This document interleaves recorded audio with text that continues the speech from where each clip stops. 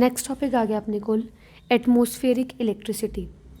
ਐਟਮੋਸਫੇਰਿਕ electricity ਦਾ ਮਤਲਬ ਕੀ ਹੈ ਕਿ ਦੇਖੋ ਜਿਵੇਂ ਆਪਣੇ ਕਲਾਊਡਸ ਜਦੋਂ ਹੁੰਦੇ ਆ, ਜਦੋਂ ਆਪਣੇ ਐਟਮੋਸਫੇਅਰ ਦੇ ਵਿੱਚ ਕਲਾਊਡਸ ਆ ਜਾਂਦੇ ਆ ਤਾਂ ਕਲਾਊਡਸ ਐਕਚੁਅਲੀ ਕੀ ਹੁੰਦੇ ਆ, ਕਲਾਊਡਸ ਵਿੱਚ ਐਕਚੁਅਲੀ ਹੁੰਦੇ ਆ ਏਅਰ ਡ੍ਰੌਪਲੇਟਸ ਜਾਂ ਵਾਟਰ ਡ੍ਰੌਪਲੇਟ ਸੌਰੀ। ਕਲਾਊਡਸ ਵਿੱਚ ਕੀ ਹੁੰਦੇ ਆ, ਵਾਟਰ ਡ੍ਰੌਪਲੇਟ। ਜਦੋਂ ਕਿ ਇਵੈਪੋਰੇਸ਼ਨ ਨਾਲ ਪਾਣੀ ਉੱਪਰ ਜਾਂਦਾ ਹੈ, ਉੱਪਰ ਜਾ ਕੇ ਕੰਡੈਂਸ ਫਾਰਮ ਵਿੱਚ ਬਣਨਾ ਸ਼ੁਰੂ ਹੋ ਜਾਂਦਾ ਰਾਈਟ। ਤਾਂ ਕੰਡੈਂਸ ਫਾਰਮ ਵਿੱਚ ਬਣ ਕੇ ਇਹਦੇ ਵਿੱਚ ਕਲਾਊਡਸ ਬਣ ਜਾਂਦੇ ਆ।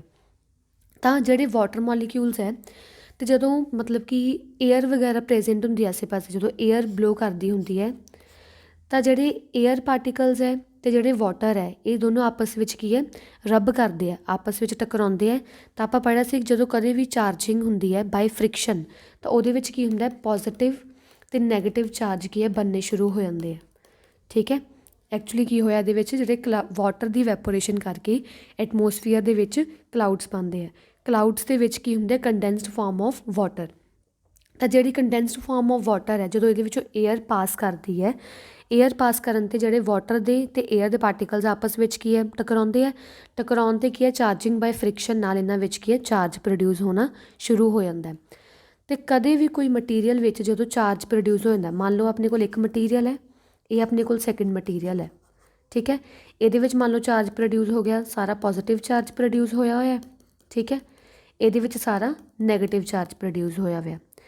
ਜਿਹੜੀ ਇਹਦੇ ਵਿੱਚ ਏਅਰ ਪ੍ਰੈਜੈਂਟ ਹੈ, ਠੀਕ ਹੈ, ਵੈਸੇ ਜਿਹੜੀ ਏਅਰ ਹੁੰਦੀ ਹੈ ਉਹ ਇਨਸੂਲੇਟਰ ਹੁੰਦੀ ਹੈ, ਏਅਰ ਵਿੱਚੋਂ ਕਦੇ ਵੀ ਇਲੈਕਟ੍ਰਿਕ ਕਰੰਟ ਫਲੋ ਨਹੀਂ ਕਰਦਾ। ਬਟ ਕੰਡੀਸ਼ਨ ਹੁੰਦੀ ਹੈ ਕਿ ਜਦੋਂ ਬਹੁਤ ਸਾਰਾ ਪੋਜ਼ੀਟਿਵ ਚਾਰਜ ਅਤੇ ਬਹੁਤ ਸਾਰਾ ਨੈਗੇਟਿਵ ਚਾਰਜ ਅਕਮੂਲੇਟ ਹੋ ਜਾਂਦੇ ਆ ਕਿਸੇ ਵੀ ਓਬਜੈਕਟ ਵਿੱਚ, ਤਾਂ ਉਹਦੇ ਵਿੱਚ ਜੋ ਵੀ ਏਅਰ ਪ੍ਰੈਜੈਂਟ ਹੁੰਦੀ ਹੈ ਉਹਨੂੰ ਐਜ਼ ਅ ਕੰਡਕਟਰ ਬਣਨਾ ਪੈਂਦਾ ਹੈ। ਅਤੇ ਉਸ ਕੰਡਕਟਰ ਬਣਨ ਕਰਕੇ ਜਿਹੜੇ ਸਾਰੇ ਨੈਗੇਟਿਵ ਚਾਰਜ ਹੈ ਇਹ ਪੋਜ਼ੀਟਿਵ ਵੱਲ ਅਟਰੈਕਟ ਹੋਣੇ ਸ਼ੁਰੂ ਹੋ ਜਾਂਦੇ ਆ।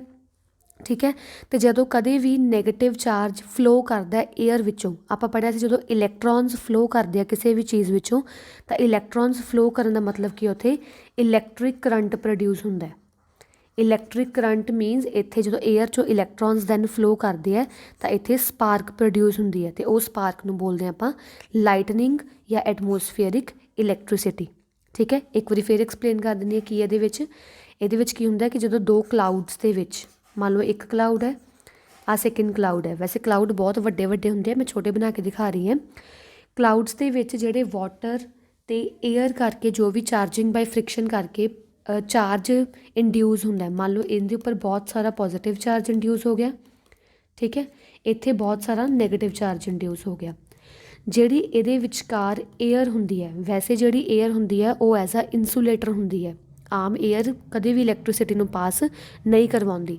ਬਟ ਜਦੋਂ ਕੀ ਹੈ, ਦੋ ਚਾਰਜਡ ਬਾਡੀ ਦੇ ਵਿੱਚ ਏਅਰ ਫਸ ਜੇ ਆ ਕੇ ਤਾਂ ਉਹ ਏਅਰ ਨੂੰ ਐਜ਼ ਅ ਕੰਡਕਟਰ ਬਿਹੇਵ ਕਰਨਾ ਪੈਂਦਾ। ਅਤੇ ਜਦੋਂ ਐਜ਼ ਅ ਕੰਡਕਟਰ ਬਿਹੇਵ ਕਰਦੀ ਹੈ ਤਾਂ ਸਾਰੇ ਜਿਹੜੇ ਇਲੈਕਟ੍ਰੋਨਸ ਹੈ ਇਹ ਪ੍ਰੋਟੋਨਸ ਕੋਲ ਜਾਣੇ ਸ਼ੁਰੂ ਹੋ ਜਾਂਦੇ ਆ। ਤਾਂ ਕਦੇ ਵੀ ਜਦੋਂ ਇਲੈਕਟ੍ਰੋਨਸ ਦਾ ਫਲੋ ਹੁੰਦਾ, ਹੁਣ ਏਅਰ ਵਿੱਚੋਂ ਇਲੈਕਟ੍ਰੋਨਸ ਦਾ ਫਲੋ ਹੋ ਰਿਹਾ ਨਾ, ਉਹ ਆਹ ਵਾਲੇ ਕਲਾਊਡ ਤੋਂ ਆਹ ਵਾਲੇ ਕਲਾਊਡ ਵੱਲ ਅਟਰੈਕਟ ਹੋ ਰਿਹਾ ਕਿਉਂਕਿ ਆਪੋਜ਼ਿਟਲੀ ਚਾਰਜਿਸ ਹੈ। ਤਾਂ ਜਦੋਂ ਕਦੇ ਵੀ ਏਅਰ 'ਚੋਂ ਇਲੈਕਟ੍ਰੋਨਸ ਫਲੋ ਕਰਨਗੇ ਤਾਂ electrons flow means electricity produce ਹੋਈ। ਤਾਂ electricity is nothing but a spark. ਤਾਂ ਉਹ ਸਪਾਰਕ ਨੂੰ ਆਪਾਂ ਲਾਈਟਨਿੰਗ ਬੋਲਦੇ ਹਾਂ। ਹੁਣ ਜਿਹੜੀ ਸਪਾਰਕ ਹੈ, ਸਪਾਰਕ ਕਰਕੇ ਆਪਾਂ ਨੂੰ ਸਾਊਂਡ ਕਿਵੇਂ ਸੁਣਦਾ, ਦੇਖੋ ਸਾਊਂਡ ਕਿਵੇਂ ਸੁਣਦਾ ਹੈ। ਜਦੋਂ ਕਿਸੇ ਵੀ ਐਲੀਮੈਂਟ ਵਿੱਚੋਂ ਇਲੈਕਟ੍ਰੋਨ ਫਲੋ ਕਰਦੇ ਆ, ਕਿਸੇ ਵੀ ਮਟੀਰੀਅਲ 'ਚੋਂ ਇਲੈਕਟ੍ਰੋਨਸ ਫਲੋ ਕਰਦੇ ਆ ਤਾਂ ਉਹ ਮਟੀਰੀਅਲ ਕੀ ਹੈ, ਗਰਮ ਹੋਣਾ ਸ਼ੁਰੂ ਹੋ ਜਾਂਦਾ, ਹੀਟ ਅਪ। ਕਿਸੇ ਵੀ ਮਟੀਰੀਅਲ 'ਚ ਜਦੋਂ ਇਲੈਕਟ੍ਰੋਨਸ ਫਲੋ ਕੀਤੇ ਤਾਂ ਮਟੀਰੀਅਲ ਕੀ ਹੈ, ਗਰਮ ਹੋਣਾ ਸ਼ੁਰੂ ਹੋਇਆ। ਤਾਂ ਕੋਈ ਵੀ ਚੀਜ਼ ਅਗਰ ਗਰਮ ਹੋਣੀ ਸ਼ੁਰੂ ਹੋ ਜਾਂਦੀ ਹੈ ਤਾਂ ਉਹ ਗਲੋ ਕਰਨ ਲੱਗਦੀ ਹੈ। ਠੀਕ ਹੈ, ਹੁਣ ਆਹ ਏਅਰ 'ਚੋਂ ਵੀ ਕੀ ਹੈ, ਇਲੈਕਟ੍ਰੋਨਸ ਫਲੋ ਕਰ ਰਹੇ ਹੈ। ਇਲੈਕਟ੍ਰੋਨਸ ਫਲੋ ਮਤਲਬ ਜਿਹੜੀ ਵੀ ਆਸੇ ਪਾਸੇ ਏਅਰ ਹੈ ਉਹ ਸਾਰੀ ਏਅਰ ਕੀ ਹੈ, ਗਰਮ ਹੋਣੀ ਸ਼ੁਰੂ ਹੋ ਗਈ। ਤਾਂ ਜਦੋਂ ਏਅਰ ਗਰਮ ਹੁੰਦੀ ਹੈ, ਗਰਮ ਹੋਣ 'ਤੇ ਕੀ ਪ੍ਰੋਡਿਊਸ ਕਰਦੀ ਹੈ, ਇੱਕ ਗਲੋ ਪ੍ਰੋਡਿਊਸ ਕਰਦੀ ਹੈ, ਲਾਈਟ ਪ੍ਰੋਡਿਊਸ ਕਰਦੀ ਹੈ। ਤਾਂ ਉਹ ਲਾਈਟ ਨੂੰ ਆਪਾਂ ਸਪਾਰਕ ਕਹਿਣਾ ਸ਼ੁਰੂ ਕਰ ਦਿੰਦੇ ਹਾਂ। ਠੀਕ ਹੈ, ਅਤੇ ਜਿਹੜਾ ਟਰੂ ਨੇਚਰ ਸੀਗਾ ਸਪਾਰਕ ਦਾ ਵੀ ਐਕਚੁਅਲੀ ਲਾਈਟਨਿੰਗ ਕਿਵੇਂ ਹੁੰਦੀ ਵੀ ਹੈ ਕਿ ਨਹੀਂ ਹੁੰਦੀ, ਤਾਂ ਉਹ ਬੈਨਜਿਮ ਫਰੈਂਕਲਿਨ ਨੇ, ਅਮੈਰੀਕਨ ਸਾਇੰਟਿਸਟ ਹੈ ਬੈਨਜਿਮ ਫਰੈਂਕਲਿਨ, ਉਹਨੇ 1752 ਵਿੱਚ ਆਪਦੇ famous kite and Ki experiment ਨਾਲ ਐਕਸਪਲੇਨ ਕੀਤਾ ਸੀ। ਠੀਕ ਹੈ, ਕਾਈਟ ਐਂਡ ਕੀ ਐਕਸਪੈਰੀਮੈਂਟ ਦੇ ਅਕੋਰਡਿੰਗ ਕੀ ਸੀਗਾ, ਉਹਨੇ ਕੀ ਕੀਤਾ, ਇੱਕ ਕਾਈਟ ਲਿਆ। ਠੀਕ ਹੈ, ਉਹਨੇ ਇੱਕ ਸਿਲਕ ਦਾ ਬਣਿਆ ਹੋਇਆ ਕਾਈਟ ਲਿਆ ਅਤੇ ਕਾਈਟ ਦੇ ਸੈਂਟਰ ਵਿੱਚ ਉਹਨੇ ਆਇਰਨ ਦੀ ਸਪਾਰ ਲਾਈ, ਇੱਦਾਂ ਆਇਰਨ ਦੀ ਇੱਕ ਵਾਇਰ ਲਾਈ, ਇੱਥੇ ਵੀ ਆਇਰਨ ਲਾਇਆ ਸੀ ਉਹਨੇ ਟੋਪ 'ਤੇ ਵੀ ਠੀਕ ਹੈ। ਬਾਅਦ ਵਿੱਚ ਉਹਨੇ ਕੀ ਹੈ, ਇੱਕ ਆਇਰਨ ਲੌਂਗ ਥਰੈਡ ਨਾਲ ਉਹਨੇ ਉਸ ਸਿਲਕ ਦੇ ਕਾਈਟ ਨੂੰ ਬੰਨਿਆ। ਇਹ ਜਿਹੜਾ ਲੌਂਗ ਥਰੈਡ ਸੀ ਇਹ ਵੀ ਸਿਲਕ ਦਾ ਬਣਿਆ ਹੋਇਆ ਸੀ। ਠੀਕ ਹੈ। ਉਸ ਤੋਂ ਬਾਅਦ ਕੀ ਕੀਤਾ ਉਹਨੇ, ਐਂਡ 'ਤੇ ਇੱਕ ਆਇਰਨ ਦੀ ਕੀ ਲਗਾਤੀ। ਠੀਕ ਹੈ। ਇਸ ਐਂਡ 'ਤੇ ਵੀ ਇੱਥੇ ਵੀ ਆਇਰਨ ਦੀ ਕੀ ਲੱਗੀ ਹੋਈ ਸੀ। ਜਦੋਂ ਇਹਨੇ ਸਿਲਕ ਦਾ ਕਾਈਟ ਥੰਡਰ ਸਟੋਰਮ ਵਿੱਚ, ਜਦੋਂ ਲਾਈਟਨਿੰਗ ਚੱਲ ਰਹੀ ਸੀ, ਉਹਨੇ ਕੀ ਕੀਤਾ, ਲਾਈਟਨਿੰਗ ਦੇ ਵਿੱਚ ਆਪਦਾ ਕਾਈਟ ਉਡਾਉਣਾ ਸ਼ੁਰੂ ਕੀਤਾ। ਅਤੇ ਕਾਈਟ ਕੀ ਹੈ, ਬਹੁਤ ਦੂਰ ਉਹਨੇ ਬੱਦਲਾਂ ਤੱਕ ਭੇਜਿਆ। ਬਟ ਜਦੋਂ ਉਹਨੇ ਬੱਦਲਾਂ ਤੱਕ ਭੇਜਿਆ ਕਾਈਟ, ਥੰਡਰ ਸਟੋਰਮ ਸੀ, ਲਾਈਟਨਿੰਗ ਸੀ, ਉਹਨੂੰ ਕੋਈ ਵੀ ਇੱਥੇ ਸਪਾਰਕ ਪ੍ਰੋਡਿਊਸ ਨਹੀਂ ਹੋਈ।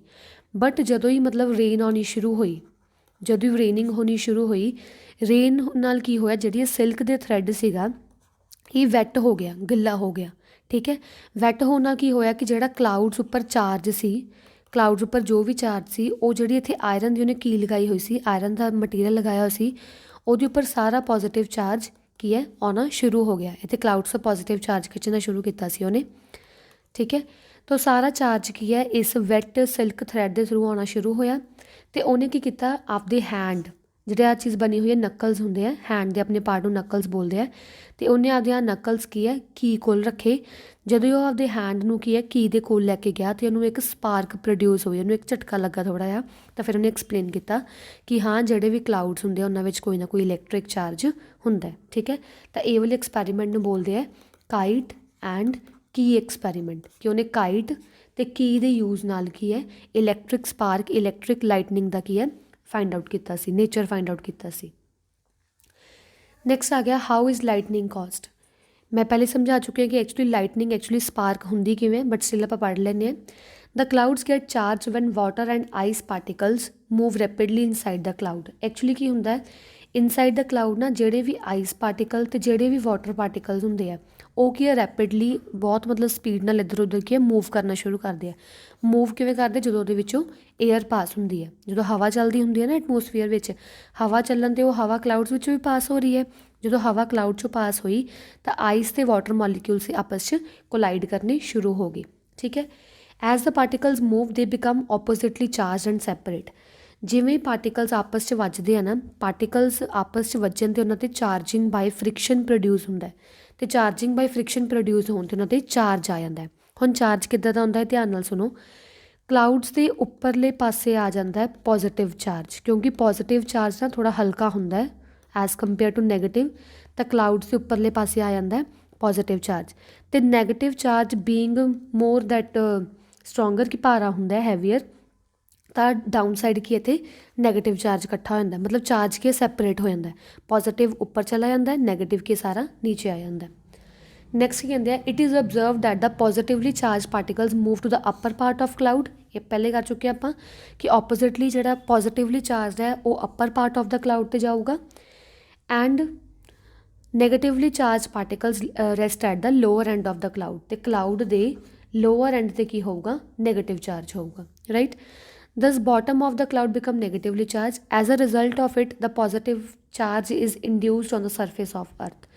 ਤਾਂ ਇਹਦੇ ਵਿੱਚ ਕੀ ਹੋਊਗਾ, ਆਪਾਂ ਪੜ੍ਹਿਆ ਸੀ ਚਾਰਜਿੰਗ ਬਾਈ ਇੰਡਕਸ਼ਨ। ਹੁਣ ਮੈਂ ਕੋਈ ਵੀ ਚਾਰਜ ਪਾਰਟੀਕਲ ਮੇਰੇ ਕੋਲ ਆਇਆ, ਇੱਥੇ ਜਦੋਂ ਏਅਰ ਦੇ ਵਿੱਚ ਕੋਈ ਵੀ ਹੋਰ ਮਟੀਰੀਅਲ ਹੋਊਗਾ, ਅਰਥ ਹੋਊਗਾ ਜਾਂ ਕੋਈ ਘਰ ਵਗੈਰਾ ਜੋ ਵੀ ਹੋਊਗਾ, ਇਸ ਨੈਗੇਟਿਵ ਚਾਰਜ ਆਫ ਕਲਾਊਡ ਕਰਕੇ ਕਿਸੇ ਵੀ ਦੂਸਰੇ ਮਟੀਰੀਅਲ 'ਤੇ, ਅਰਥ ਦੇ ਕੀ ਹੈ, ਇੱਥੇ ਪੋਜ਼ੀਟਿਵ ਚਾਰਜ ਇੰਡਿਊਸ ਹੋ ਜਾਊਗਾ। ਚਾਰਜਿੰਗ ਬਾਈ ਇੰਡਕਸ਼ਨ ਨਾਲ ਇੱਥੇ ਕੀ ਹੈ, ਪੋਜ਼ੀਟਿਵ ਚਾਰਜ ਇੰਡਿਊਸ ਹੋ ਜਾਊਗਾ। When the negative charge on the bottom particles of the cloud become too large, it overcomes the air resistance to flow electricity through it and lightning takes place. Actually ਕੀ ਹੋਊਗਾ ਕਿ ਜਦੋਂ negative charge particles ਬਹੁਤ ਜ਼ਿਆਦਾ ਵੱਧ ਜਾਣਗੇ ਕਲਾਊਡਸ ਵਿੱਚ, ਇੱਥੇ ਬਹੁਤ ਜ਼ਿਆਦਾ ਵੱਧ ਗਏ, ਤਾਂ ਕੀ ਹੋਊਗਾ, ਜਿਹੜੀ ਏਅਰ ਪ੍ਰੈਜ਼ੈਂਟ ਹੁੰਦੀ ਹੈ ਇਹਨਾਂ ਵਿਚਕਾਰ, ਜਿਹੜਾ ਦੂਜੀ ਚੀਜ਼ ਹੈ ਇੱਥੇ ਪੋਜ਼ੀਟਿਵ ਚਾਰਜ ਹੈ ਨਾ। ਹੁਣ ਮੰਨ ਲਓ ਆ ਵੀ ਕਲਾਊਡ ਹੈ, ਦੂਜਾ ਵੀ ਕਲਾਊਡ ਹੈ, ਦੂਜੇ ਕਲਾਊਡ 'ਤੇ ਵੀ ਇੱਥੇ ਪੋਜ਼ੀਟਿਵ ਅਤੇ ਨੀਚੇ ਨੈਗੇਟਿਵ ਚਾਰਜ ਹੈ। ਜਦੋਂ ਦੋ ਕਲਾਊਡਸ ਕੀ ਇਕੱਠੇ ਹੋਏ, ਨੀਚੇ ਪਹਿਲੇ ਵਾਲੇ ਕਲਾਊਡ ਦੇ ਉੱਪਰ ਨੈਗੇਟਿਵ ਚਾਰਜ ਸੀ, ਦੂਜੇ ਵਾਲੇ ਕਲਾਊਡ ਦੇ ਉੱਪਰ ਪੋਜ਼ੀਟਿਵ ਚਾਰਜ ਸੀ, ਅਤੇ ਜਿਹੜੀ ਏਅਰ ਪ੍ਰੈਜ਼ੈਂਟ ਹੈ ਇਹਨਾਂ ਦੇ ਵਿੱਚ, ਉਹ ਏਅਰ ਕੀ ਕਰੂ, ਵੈਸੇ ਤਾਂ ਵਿਚਾਰੀ ਏਅਰ ਹੈ ਜਿਹੜੀ ਉਹ ਕਦੇ ਵੀ ਇਲੈਕਟ੍ਰੀਸਿਟੀ ਨੂੰ ਪਾਸ ਨਹੀਂ ਕਰਵਾਉਂਦੀ, ਬਟ ਹੁਣ ਕੰਡੀਸ਼ਨ ਇੱਦਾਂ ਦੀ ਬਣ ਗਈ ਕਿ ਉਹਨੂੰ ਇਲੈਕਟ੍ਰੀਸਿਟੀ ਨੂੰ ਪਾਸ ਕਰਵਾਉਣਾ ਹੀ ਪੈਣਾ। ਤਾਂ ਜਿਹੜੇ ਆ ਐਕਸੈਸ ਆਫ ਇਲੈਕਟ੍ਰੋਨਸ ਹੈ, ਕਿਉਂਕਿ ਹੁਣ ਆਪੋਜ਼ਿਟਲੀ ਚਾਰਜਡ ਆ ਗਏ, oppositely charged always attract each other, ਤਾਂ ਹਮੇਸ਼ਾ ਨੈਗੇਟਿਵ ਚਾਰਜ ਕੀ ਹੈ ਫਿਰ ਪੋਜ਼ੀਟਿਵ ਵੱਲ ਅਟਰੈਕਟ ਹੋਣਾ ਸ਼ੁਰੂ ਹੋ ਜੂਗੀ। ਅਤੇ ਜਦੋਂ ਹੀ ਏਅਰ ਦੇ ਵਿੱਚੋਂ ਨੈਗੇਟਿਵਲੀ ਚਾਰਜਡ ਇਲੈਕਟ੍ਰੋਨਸ ਫਲੋ ਕਰਨ ਲੱਗਦੇ ਹੈ, ਇਹ ਨਹੀਂ ਇੱਕ ਦੋ ਇਲੈਕਟ੍ਰੋਨਸ ਨਹੀਂ ਫਲੋ ਕਰਦੇ, ਬਹੁਤ ਜ਼ਿਆਦਾ ਇਲੈਕਟ੍ਰੋਨਸ ਫਲੋ ਕਰਦੇ ਹੁੰਦੇ ਆ, ਬਹੁਤ ਐਕਸੈਸ ਵਿੱਚ ਇਲੈਕਟ੍ਰੋਨਸ ਹੁੰਦੇ ਆ। ਅਤੇ ਜਦੋਂ ਇਲੈਕਟ੍ਰੋਨਸ ਐਕਸੈਸ ਵਿੱਚ ਏਅਰ 'ਚੋਂ ਪਾਸ ਕਰਨੇ ਸ਼ੁਰੂ ਹੋਏ, ਫਲੋ ਆਫ ਇਲੈਕਟ੍ਰੋਨਸ ਮੀਨਸ ਕਿ ਏਅਰ ਦੇ ਵਿੱਚ ਇਲੈਕਟ੍ਰਿਕ ਸਪਾਰਕ ਆਉਣੀ ਸ਼ੁਰੂ ਹੋ ਗਈ, ਇਲੈਕਟ੍ਰਿਕ ਕਰੰਟ ਆਉਣਾ ਸ਼ੁਰੂ ਹੋ ਗਿਆ। ਠੀਕ ਹੈ, ਅਤੇ ਜਦੋਂ ਇਲੈਕਟ੍ਰਿਕ ਕਰੰਟ ਏਅਰ 'ਚ ਪਾਸ ਕੀਤੀ ਇੱਦਾਂ ਦੀ ਫਾਰਮ 'ਚ, ਲਾਈਟਨਿੰਗ ਦੀ ਫਾਰਮ 'ਚ, ਅਤੇ ਜਦੋਂ ਇਲੈਕਟ੍ਰੋਨਸ ਫਲੋ ਕਰਦੇ ਕਿਸੇ ਵੀ ਚੀਜ਼ ਵਿੱਚੋਂ, ਤਾਂ ਉਹ ਕੀ ਹੈ, ਹਰ ਆਸੇ ਪਾਸੇ ਦੇ ਪਾਰਟੀਕਲਸ ਨੂੰ ਹੀਟ ਅਪ ਕਰਨਾ ਸ਼ੁਰੂ ਕਰ ਦਿੰਦੇ ਆ। ਅਤੇ ਜਦੋਂ ਕੋਈ ਵੀ ਚੀਜ਼ ਹੀਟ ਅਪ ਕਰਦੀ ਹੈ ਤਾਂ ਨਾਲ ਹੀ ਗਲੋ ਵੀ ਕਰਦੀ ਹੁੰਦੀ ਹੈ। ਠੀਕ ਹੈ, ਜਿਵੇਂ ਆਪਾਂ ਮੰਨ ਲਓ ਪੇਪਰ ਹੈ, ਉਹਨੂੰ ਮੈਂ ਹੀਟ ਕਰਨਾ ਸ਼ੁਰੂ ਕਰਤਾ, ਅੱਗ ਲਾਉਣੀ ਸ਼ੁਰੂ ਕਰਤੀ, ਤਾਂ ਅੱਗ ਮਤਲਬ ਕਿ ਗਲੋ ਵੀ ਤਾਂ ਹੋ ਰਹੀ ਹੈ ਨਾ ਨਾਲ। ਅਤੇ ਜਦੋਂ ਵੀ ਇਹ ਏਅਰ ਪਾਰਟੀਕਲਸ ਕੀ ਹੈ, ਇਲੈਕਟ੍ਰੋਨਸ ਦੇ ਮੂਵਮੈਂਟ ਕਰਕੇ ਗਰਮ ਹੋਣੇ ਸ਼ੁਰੂ ਹੋਏ, ਗਰਮ ਹੋਣ ਕਰਕੇ ਉਹਨਾਂ ਨੇ ਗਲੋ ਵੀ ਕਰਨਾ ਸ਼ੁਰੂ ਕਰਤਾ, ਤਾਂ ਉਹਨੇ ਐਜ਼ ਅ ਸਪਾਰਕ ਪ੍ਰੋਡਿਊਸ ਕਰ ਲਈ, ਬਿਜਲੀ ਮਤਲਬ ਬਣ ਗਈ। ਠੀਕ ਹੈ, ਲਾਈਟਨਿੰਗ ਪ੍ਰੋਡਿਊਸ ਹੋ ਗਈ। The heat of the lightning causes a thunder, ਜਿਹੜਾ ਹੁਣ ਹੀਟ ਬਣਿਆ ਸੀ ਉਹਨੇ ਥੰਡਰ ਵੀ ਪ੍ਰੋਡਿਊਸ ਕੀਤਾ। ਹੁਣ ਬਹੁਤ ਸਾਰੀ ਹੀਟ ਪ੍ਰੋਡਿਊਸ ਹੋਈ। ਹੀਟ ਪ੍ਰੋਡਿਊਸ ਹੋਣ ਨਾਲ ਕੀ ਹੁੰਦਾ, ਜਦੋਂ ਏਅਰ ਪਾਰਟੀਕਲਸ ਹੀਟ ਹੁੰਦੇ ਆ ਨਾ, ਗਰਮ ਹੁੰਦੇ ਆ, ਗਰਮ ਹੁੰਦੇ ਐਕਸਪੈਂਡ ਹੋਣੇ ਸ਼ੁਰੂ ਹੋ ਜਾਂਦਾ। ਆਪਾਂ ਪਤਾ ਕਿ ਕੋਈ ਵੀ ਚੀਜ਼ ਨੂੰ ਗਰਮ ਕਰੋ ਤਾਂ ਉਹ ਐਕਸਪੈਂਡ ਹੋਣੇ ਸ਼ੁਰੂ ਹੋ ਜਾਂਦੇ ਆ। ਅਤੇ ਜਦੋਂ ਕੋਈ ਚੀਜ਼ ਬਹੁਤ ਜ਼ਿਆਦਾ ਐਕਸੈਸ ਵਿੱਚ ਐਕਸਪੈਂਡ ਹੁੰਦੀ ਹੈ ਨਾ, ਤਾਂ ਫਿਰ ਉਹ ਬਹੁਤ ਜ਼ਿਆਦਾ ਆਵਾਜ਼ ਕਰਨ ਲੱਗ ਜਾਂਦੀ ਹੈ। ਤਾਂ ਇਸੇ ਕਰਕੇ ਕੀ ਉਹਦੇ ਵਿੱਚੋਂ ਲਾਈਟ ਅਤੇ ਸਾਊਂਡ, ਲਾਈਟਨਿੰਗ ਵਿੱਚੋਂ ਦੋਨੇ ਕੀ ਹੈ, ਪ੍ਰੋਡਿਊਸ ਹੋਣੇ ਸ਼ੁਰੂ ਹੋ ਜਾਂਦੇ ਆ। ਠੀਕ ਹੈ, ਮਾਈਟ ਬੀ ਆ ਕੰਸੈਪਟ ਸਮਝ ਲੱਗ ਗਿਆ ਹੋਊਗਾ ਕਿ ਲਾਈਟਨਿੰਗ ਕਿਵੇਂ ਕਾਜ਼ ਹੁੰਦੀ ਹੈ। ਨੈਕਸਟ ਟੌਪਿਕ ਆ ਗਿਆ ਆਪਣੇ ਕੋਲ, lightning can be dangerous. It is obvious ਕਿ ਜਿਹੜੀ ਲਾਈਟਨਿੰਗ ਹੈ, ਬਹੁਤ ਸਾਰਾ ਜਿਹੜਾ ਇਲੈਕਟ੍ਰਿਕ ਸਪਾਰਕ ਪ੍ਰੋਡਿਊਸ ਹੋ ਰਿਹਾ, ਉਹ ਓਬਵੀਅਸ ਹੈ ਡੇਂਜਰਸ ਹੋ ਸਕਦਾ ਹੈ। ਡੇਂਜਰਸ ਕਿਵੇਂ ਹੋਊਗਾ ਕਿ ਜਦੋਂ ਬਹੁਤ ਸਾਰਾ ਚਾਰਜ ਡਿਵੈਲਪ ਹੋ ਜਾਂਦਾ, ਜਦੋਂ ਬਹੁਤ ਸਾਰੀ ਲਾਈਟਨਿੰਗ ਆਉਣੀ ਸ਼ੁਰੂ ਹੋ ਜਾਂਦੀ ਹੈ, ਤਾਂ ਉਹ ਬਹੁਤ ਸਾਰੇ ਡਿਜ਼ਾਸਟਰਸ ਲੈ ਕੇ ਆਉਂਦੀ ਹੈ। ਜਿਵੇਂ ਬਿਲਡਿੰਗਸ ਨੂੰ ਤਬਾਹ ਕਰ ਸਕਦੀ ਹੈ, ਟਰੀਜ਼ ਨੂੰ ਡਿਸਟਰੋਏ ਕਰ ਸਕਦੀ ਹੈ, ਬਾਕੀ ਹੋਰ ਵੈਜੀਟੇਸ਼ਨਸ ਵਗੈਰਾ। ਠੀਕ ਹੈ, ਕਈ ਮਤਲਬ ਕੰਬਸਟੇਬਲ ਆਬਜੈਕਟਸ ਹੈ, ਕਈ ਮਤਲਬ ਫੋਰੈਸਟ ਵਗੈਰਾ ਨੂੰ ਅੱਗ ਲੱਗ ਜਾਂਦੀ ਹੈ। ਤਾਂ ਲਾਈਟਨਿੰਗ ਕੀ ਹੈ, ਈਵਨ ਐਨੀਮਲਸ ਨੂੰ ਵੀ ਕਿਲ ਕਰ ਦਿੰਦੀ ਹੈ, ਈਵਨ ਕਿ ਹਿਊਮਨ ਬੀਇੰਗਸ ਨੂੰ ਵੀ ਕਿਲ ਕਰ ਦਿੰਦੀ ਹੈ। ਕਿਉਂਕਿ ਜਿਹੜੀਆਂ ਹਿਊਮਨ ਬੀਇੰਗਸ ਹੈ, ਆਪਾਂ ਵੀ ਹੈ ਗੁੱਡ ਕੰਡਕਟਰ ਆਫ ਇਲੈਕਟ੍ਰੀਸਿਟੀ, ਅਤੇ ਆਪਣੇ ਵਿੱਚੋਂ ਇਲੈਕਟ੍ਰੀਸਿਟੀ ਫਲੋ ਹੋ ਜਾਂਦੀ ਹੈ। ਠੀਕ ਹੈ, ਤਾਂ ਕਾਫੀ ਸਾਰੇ ਡੇਂਜਰਸ ਥਿੰਗ ਹੈ ਇਲੈਕਟ੍ਰੀਸਿਟੀ ਦੇ। ਇਲੈਕਟ੍ਰੀਸਿਟੀ ਇਜ਼ ਯੂਜ਼ਫੁਲ ਟੂ, ਜਿਹੜੀ ਲਾਈਟਨਿੰਗ ਹੈ ਇਹ ਯੂਜ਼ਫੁਲ ਵੀ ਹੁੰਦੀ ਹੈ। ਕਿਉਂਕਿ ਜਿਹੜੀ ਲਾਈਟਨਿੰਗ ਹੁੰਦੀ ਨਾ, ਜਦੋਂ ਲਾਈਟਨਿੰਗ ਪ੍ਰੋਡਿਊਸ ਹੁੰਦੀ ਹੈ, ਤਾਂ ਲਾਈਟਨਿੰਗ ਕੀ ਕਰਦੀ ਹੈ, ਓਜ਼ੋਨ ਫਾਰਮ ਕਰ ਦਿੰਦੀ ਹੈ ਆਪਣੀ ਐਟਮੋਸਫੀਅਰਿਕ ਆਕਸੀਜਨ ਦੇ ਵਿੱਚ। ਠੀਕ ਹੈ, ਓਜ਼ੋਨ ਲੇਅਰ ਕੀ ਕਰਦੀ ਹੈ, ਜਦੋਂ ਅਰਥ ਦੇ ਆਸੇ ਪਾਸੇ ਓਜ਼ੋਨ ਲੇਅਰ ਫਾਰਮਡ ਹੋ ਜਾਂਦੀ ਹੈ, ਤਾਂ ਉਹ ਆਪਾਂ ਨੂੰ ਅਲਟਰਾਵਾਇਲਟ, ਹਾਰਮਫੁਲ ਅਲਟਰਾਵਾਇਲਟ ਰੇਡੀਏਸ਼ਨਸ ਤੋਂ ਬਚਾ ਕੇ ਰੱਖਦੀ ਹੈ। ਜਿਹੜੇ ਸਨ ਤੋਂ ਹਾਰਮਫੁਲ ਅਲਟਰਾਵਾਇਲਟ ਰੇਡੀਏਸ਼ਨਸ ਆਉਂਦੇ ਆ, ਉਹਨਾਂ ਤੋਂ ਬਚਾਉਂਦੀ ਹੈ ਓਜ਼ੋਨ ਲੇਅਰ। ਤਾਂ ਲਾਈਟਨਿੰਗ ਕਰਕੇ ਓਜ਼ੋਨ ਲੇਅਰ ਫਾਰਮ ਹੋ ਜਾਂਦੀ ਹੈ, ਓਜ਼ੋਨ ਆਪਾਂ ਨੂੰ ਹਾਰਮਫੁਲ ਅਲਟਰਾਵਾਇਲਟ ਰੇਡੀਏਸ਼ਨਸ ਤੋਂ ਬਚਾਉਂਦੀ ਹੈ। ਠੀਕ ਹੈ, ਇੱਕ ਹੋਰ ਇਹਦੀ ਹੈਗੀ ਹੈ ਯੂਜ਼ਫੁਲ, ਕਿ ਜਿਹੜੀ ਲਾਈਟਨਿੰਗ ਹੈ ਉਹ ਐਟਮੋਸਫੀਅਰਿਕ ਨਾਈਟ੍ਰੋਜਨ ਨੂੰ ਨਾਈਟ੍ਰੋਜਨ ਕੰਪਾਊਂਡਸ ਵਿੱਚ ਕਨਵਰਟ ਕਰ ਦਿੰਦੀ ਹੈ, ਜੋ ਕਿ ਗਰੋਥ ਆਫ ਪਲਾਂਟਸ ਲਈ ਕਾਫੀ ਇੰਪੋਰਟੈਂਟ ਹੁੰਦੇ ਆ।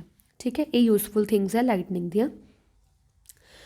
ਪ੍ਰੀਕੋਸ਼ਨਸ ਡਿਊਰਿੰਗ ਥੰਡਰਸਟੋਰਮ ਔਰ ਲਾਈਟਨਿੰਗ, ਅਗਰ ਬਿਜਲੀ ਵਗੈਰਾ ਜ਼ਿਆਦਾ ਚਮਕ ਰਹੀ ਹੈ, ਮਤਲਬ ਲਾਈਟਨਿੰਗ ਹੈ, ਥੰਡਰਸਟੋਰਮ ਹੈ, ਤਾਂ ਆਪਾਂ ਕੀ ਕੁਛ ਪ੍ਰੀਕੋਸ਼ਨਸ ਲੈ ਸਕਦੇ ਹਾਂ, ਕੀ ਕੁਛ ਕਰ ਸਕਦੇ ਹਾਂ। ਆਪਾਂ ਨੂੰ ਕਦੇ ਵੀ ਟਾਲ ਟਰੀਜ਼ ਜਾਂ ਟਾਲ ਬਿਲਡਿੰਗਸ ਦੇ ਕੋਲੇ ਨਹੀਂ ਖੜਨਾ ਚਾਹੀਦਾ। ਠੀਕ ਹੈ, ਟਾਲ ਬਿਲਡਿੰਗਸ ਅਤੇ ਟਾਲ ਟਰੀਜ਼ ਨਾਲ ਕੀ ਹੁੰਦਾ, ਦੇਖੋ ਮੰਨ ਲਓ ਆਪਣੇ ਕੋਲ ਕਲਾਊਡ ਹੈ। ਠੀਕ ਹੈ, ਕਲਾਊਡ ਵਿੱਚ ਜਿਹਦੇ ਵਿੱਚ ਬਹੁਤ ਸਾਰਾ ਪੋਜ਼ੀਟਿਵ ਅਤੇ ਬਹੁਤ ਸਾਰਾ ਨੈਗੇਟਿਵ ਚਾਰਜ ਪ੍ਰੋਡਿਊਸ ਹੋ ਗਿਆ। ਠੀਕ ਹੈ, ਹੁਣ ਇੱਕ ਟਾਲ ਬਿਲਡਿੰਗ ਹੈ, ਟਾਲ ਬਿਲਡਿੰਗ ਹੈ, ਰਾਈਟ। ਟਾਲ ਬਿਲਡਿੰਗ ਵਿੱਚ ਕੀ ਹੋਊਗਾ, ਹੁਣ ਇਹ ਜਿਹੜੀ ਹਰੇਕ ਚੀਜ਼ ਆਪਾਂ ਆਪਦੇ ਆਸੇ ਪਾਸੇ ਵੇਖਦੇ ਹਾਂ, ਹਰੇਕ ਚੀਜ਼ ਵੈਸੇ ਹੁੰਦੀ ਹੈ ਅਨਚਾਰਜਡ।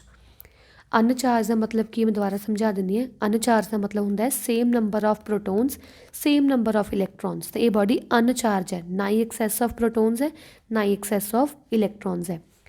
ਇਹ ਬਾਡੀ ਕੀ ਸੀ, ਪਹਿਲਾਂ ਤਾਂ ਬਾਡੀ ਅਨਚਾਰਜ ਸੀ। ਅਨਚਾਰਜ ਮਤਲਬ ਸੇਮ ਪ੍ਰੋਟੋਨ ਅਤੇ ਸੇਮ ਇਲੈਕਟ੍ਰੋਨ ਸੀਗੇ।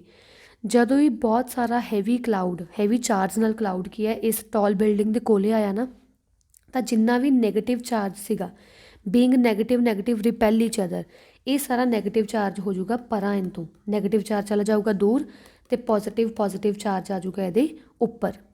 ਜਦੋਂ ਹੁਣ ਨੈਗੇਟਿਵ ਅਤੇ ਪੋਜ਼ੀਟਿਵ ਚਾਰਜ ਆ ਗਏ, ਤਾਂ ਕੀ ਹੈ, ਐਕਸੈਸ ਆਫ ਇਲੈਕਟ੍ਰੋਨਸ ਪ੍ਰੋਟੋਨਸ ਕੋਲ ਆਉਣੇ ਸ਼ੁਰੂ ਹੋ ਜਾਣਗੇ, ਤਾਂ ਇੱਥੇ ਪ੍ਰੋਡਿਊਸ ਹੋ ਜੂਗੀ ਸਪਾਰਕ।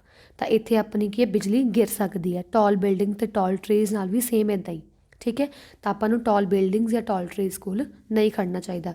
ਕੋਈ ਵੀ ਮੈਟੈਲਿਕ ਬੋਡੀਜ਼ ਨੂੰ ਆਪਾਂ ਨੂੰ ਨਹੀਂ ਟੱਚ ਕਰਨਾ ਚਾਹੀਦਾ, ਕਿਉਂਕਿ ਮੈਟੈਲਿਕ ਬੋਡੀਜ਼ ਵਿੱਚ ਵੀ ਕੀ ਹੈ, ਚਾਰਜ ਫਲੋ ਕਰਕੇ ਉੱਥੇ ਇਲੈਕਟ੍ਰਿਕ ਸਪਾਰਕ ਜਲਦੀ ਆ ਸਕਦੀ ਹੈ।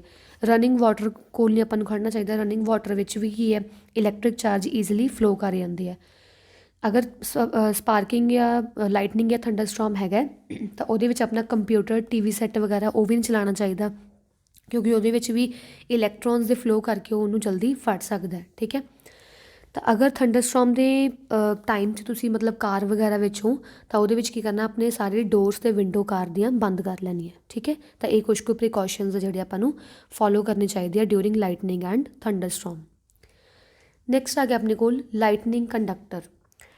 ਲਾਈਟਨਿੰਗ ਕੰਡਕਟਰ ਕੀ ਹੈ? ਲਾਈਟਨਿੰਗ ਕੰਡਕਟਰ ਇੱਕ ਸੇਫਟੀ ਡਿਵਾਈਸ ਹੈ ਜਿਹੜੇ ਆਪਾਂ ਟਾਲ ਬਿਲਡਿੰਗਸ 'ਤੇ ਕੀ ਹੈ ਟੌਪ ਐਂਡ 'ਤੇ ਇੰਸਟਾਲ ਕਰਦੇ ਹਾਂ। ਤੁਹਾਨੂੰ ਮੈਂ ਸਮਝਾਇਆ ਕਿ ਜਿਹੜੇ ਟਾਲ ਬਿਲਡਿੰਗਸ ਹੈ ਉਹਨਾਂ ਨੂੰ ਜ਼ਿਆਦਾ ਖਤਰਾ ਹੁੰਦਾ ਲਾਈਟਨਿੰਗ ਦਾ, ਕਿਉਂਕਿ ਉਹ ਟਾਲ ਹੋਣ ਕਰਕੇ ਕੀ ਉਹਨਾਂ ਵਿੱਚ ਚਾਰਜਸ ਜਲਦੀ ਫੜ ਲੈਂਦੇ ਇੱਕ ਦੂਜੇ ਨੂੰ।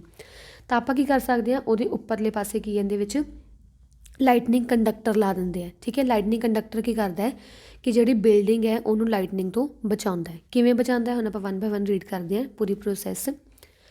A lightning conductor consists of a thick copper strip fit on the outside of building.